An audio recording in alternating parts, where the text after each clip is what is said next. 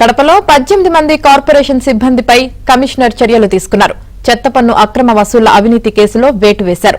August 2024 నుంచి July 2025 మధ్య చెత్త పన్ను అక్రమ వసూళ్లపై విచారణ చేపట్టారు. అక్రమంగా 12 లక్షల రూపాయలు వసూలు చేసినట్లు గుర్తించారు. నిందితులపై పోలీసులకు ఫిర్యాదు చేస్తామని కార్పొరేషన్ కమిషనర్ తెలిపారు.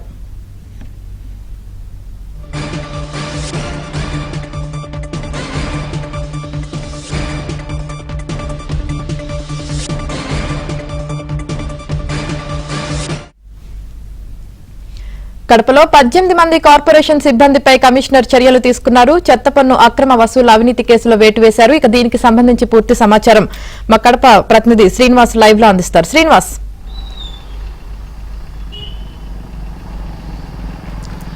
యామిని గత 5 ఏళ్ల జగన్ పాలనలో చేసిన అరాచకాలు, అవినీతి, అక్రమాలు ఇప్పుడు కూటమి ప్రభుత్వం బయటకు తీస్తుంది.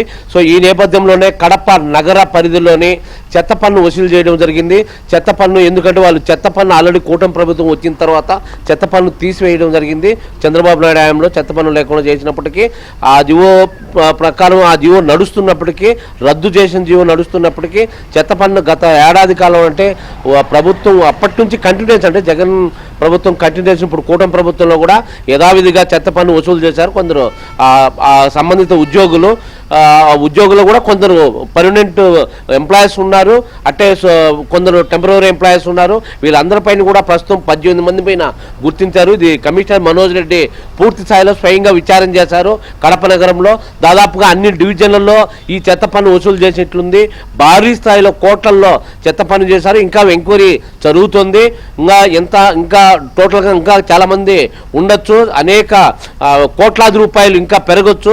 సో దీంట్లో భాగంగానే 18 మంది ఇప్పటి వరకు, గతంలో 8 మందిని చేశారు. ఇప్పుడు 10 మందిని, మొత్తం 18 మంది పైన సస్పెన్షన్ వేటు వేశారు. కొందరు అవుట్సోర్స్ ఉద్యోగుల్ని కొందరిని తొలగించారు. సో చెత్త పన్ను విషయం అయితే ఇప్పటికీ విచారణ జరుగుతోంది. నగర కమిషనర్ మనోజ్ రెడ్డి కలెక్టర్ ఆదేశాల మేరకు ఈ చెత్త పన్నుకు సంబంధించి మొత్తం కడపలో ఉన్న 50 డివిజన్లలో మొత్తం విచారించండి. అప్పటి నుంచి ఇప్పటి వరకు టోటల్గా ఎన్ని కోట్లు అవినీతి జరిగిందో, ఎన్ని కోట్లు స్కామ్ చేశారో, మొత్తం దానికి సంబంధించిన ఎంతమంది ఉద్యోగులైనా సరే, పర్మనెంట్ ఉద్యోగులైనా సరే సరెండర్ చేస్తామని చెప్పి కలెక్టర్ ఆదేశాలతో కమిషనర్ మనోజ్ రెడ్డి ఇప్పుడు ప్రస్తుతం విచారణ కొనసాగుతున్నది. ఇప్పటికైతే 18 మందిని సస్పెండ్ చేశారు.